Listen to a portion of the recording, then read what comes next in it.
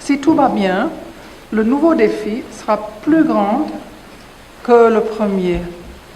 C'est comme cela que le MCC marche. Est-ce que le Sénégal est prêt pour un grand défi?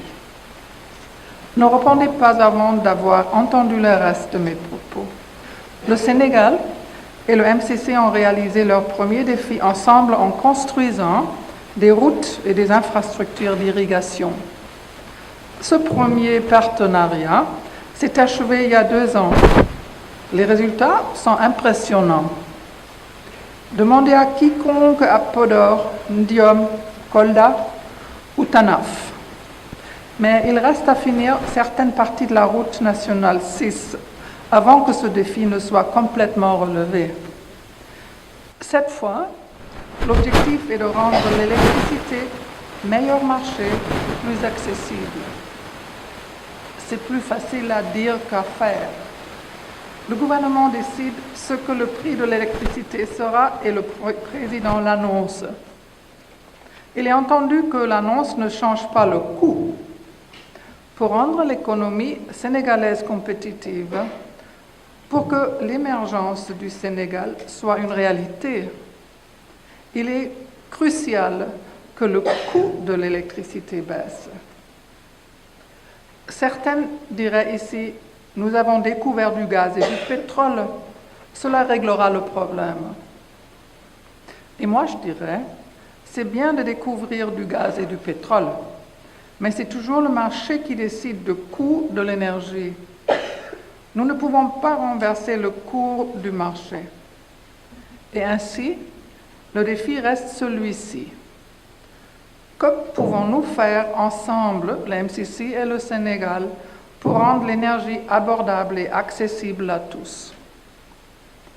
Pendant cet atelier, vous étudierez certaines propositions conçues pour relever ce défi.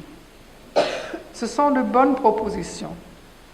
Mais pour relever un défi difficile, le Sénégal a besoin de plus que de bonnes propositions. Nous avons besoin des meilleures propositions. Le travail que nous ferons aujourd'hui devrait nous conduire aux meilleures propositions. Le MCC pense comme un investisseur. Mais au lieu de s'intéresser à un profit élevé, le MCC cherche les investissements qui ont le plus fort impact sur la croissance économique. Et comme tout investisseur avisé, le MCC choisit des projets selon des critères stricts. Voici quelques-unes des questions que le MCC pose à propos des propositions de projets. Est-ce que le projet s'attaque directement aux obstacles à la croissance? Est-ce que vous pourrez le terminer en 5 ans? Est-il en lien avec les politiques sur l'environnement, les objectifs sociaux et le genre?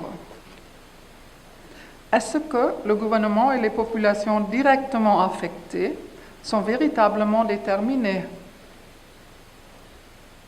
Voici une autre chose à garder à l'esprit concernant les grands investisseurs comme le MCC. Ils doivent tous expliquer aux gens qui fournissent l'argent. Dans ce cas, c'est le Congrès des États-Unis et finalement le contribuable américain.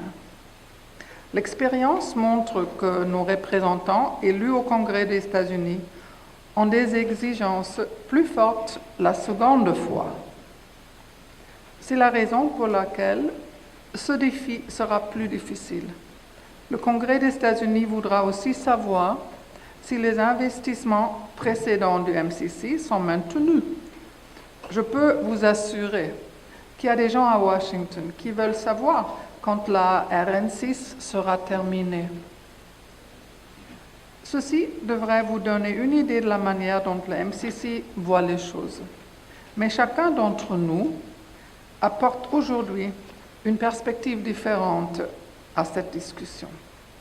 Ces différentes perspectives ont un intérêt commun à cœur. Le succès du Sénégal. Gardons cela à l'esprit dans notre travail aujourd'hui. Ceci est une partie inhérente du défi difficile que le Sénégal et le MCC rencontrent. Des gens aux perspectives différentes doivent viser plus haut que d'habitude. Nous devons voir au-delà des intérêts spécifiques des organisations que nous représentons. Ce n'est pas chose aisée. Heureusement, nous sommes au Sénégal. Je suis ici depuis un peu plus d'une année et chaque personne que je rencontre connaît la valeur du travail. Alors travaillons dur ensemble. Pour citer mes collègues sénégalais, Niake Diari New.